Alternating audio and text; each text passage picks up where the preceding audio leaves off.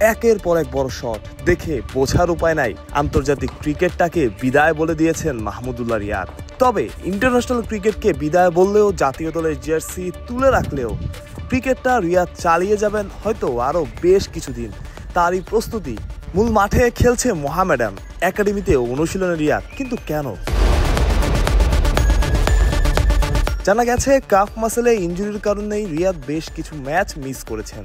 এখনো চলছে তার সেরে ওঠার প্রস্তুতি। তারই একটা পর্ব মিরপুরের একাডেমি মাঠে খুব ধীরে শুরু করলেন। তারপর একে একে বড় শট খেলার চেষ্টা। একটা সময় তো পুলের পর পুল খেলেই যাচ্ছিলেন। যেমন অ্যাগ্রেসিভ রিয়াদকে সবাই দেখতে চাইতো। তবে এই রিয়াদকে আর দেখা যাবে না জাতীয় দলের জার্সিতে, কোনোভাবেই না।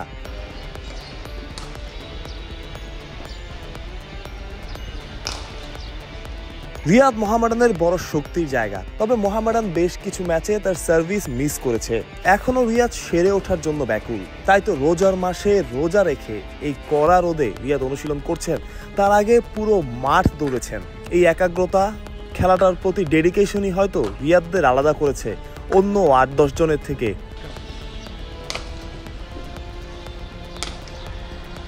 রিয়াদের এখন আর কোনো জবাবদিহিতা নাই, যেহেতু তিনি জাতীয় দলে খেলছেন না। কিন্তু তবুও জবাবদিহিতা আছে, যে জবাবদিহিতা নিজের প্রতি, নিজের কাজটা ঠিকঠাক করে যাওয়া, পরিশ্রম করা, তারপর ফল পাওয়ার জন্য সৃষ্টিকর্তার উপর ভরসা করা। ঠিক এভাবেই হয়তো রিয়াদ নিজের প্রস্তুতি সারছেন নিজের ক্যারিয়ারের পরের পর্বের জন্য, যেখানে জাতীয় দলের ভাবনা নাই, আছে শুধু ঘরোয়া আর ফ্র্যাঞ্চাইজি ক্রিকেটের চিন্তা। সেখানে ঠিকঠাক যতদিন পারা যায় খেলে যাওয়া, তারপর ব্যাট তুলে রাখা।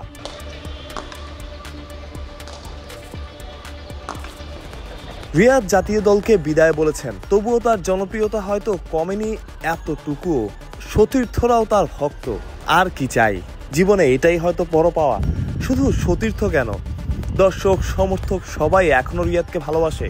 তাই তো বিদায় বেলায় সবার থেকে ধন্যবাদ পেয়েছেন রিয়াদ। সোশ্যাল মিডিয়া ভরে গেছে রিয়াদকে নিয়ে করা পোস্টে। এমন একটা বিদায় হয়তো চাই যে কোনো ক্রীড়াবিদের, যেখানে মানুষ আক্ষেপ করবে, আফসোস করবে, ধন্যবাদ জানাবে। রিয়াদ সেটাই পেয়েছেন।